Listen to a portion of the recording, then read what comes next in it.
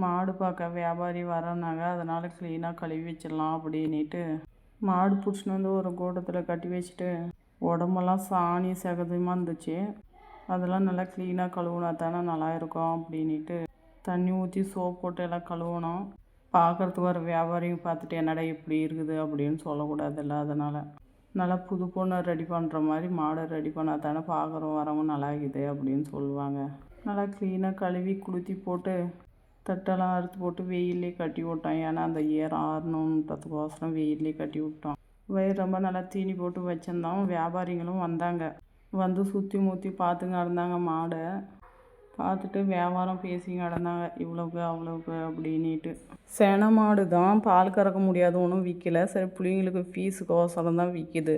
நம்ம கண்ணுக்குட்டியை காசு போட்டு வாங்கின்னு வந்து பூசா விற்கிற விலையில் பூசா வாங்கி போட்டு சுரட்டு பில்லு வாங்கி போட்டு நம்ம அப்படியெல்லாம் காப்பாற்றி வைக்கிறோங்க.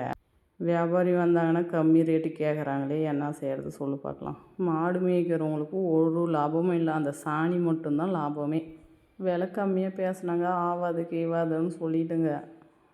அவங்க அப்படியே போன படம் இல்லை, வளசி இங்கே நின்று பார்த்து கிடந்தாங்க. கொடுப்பாங்களா அப்படி எடுத்து நோக்காக அறியுதா. நம்ம கஷ்டம் வியாபாரிங்களுக்கெல்லாம் தெரியுமா? வியாபாரிங்க ஒரு ரேட்டை பிடிச்சாங்கன்னா அதுக்கு மேலே தாண்டதே கிடையாது. லாஸ்ட்டாக ஒரு ரேட்டை சொல்லி வளர்க்குறதுக்கு தான் பிடிச்சின்னு போய் பால் கறக்கிறோம் அப்படின்னு ஒருத்தர் வந்து கேட்டாங்க. சரின்னுட்டு கொடுத்துட்டுங்க.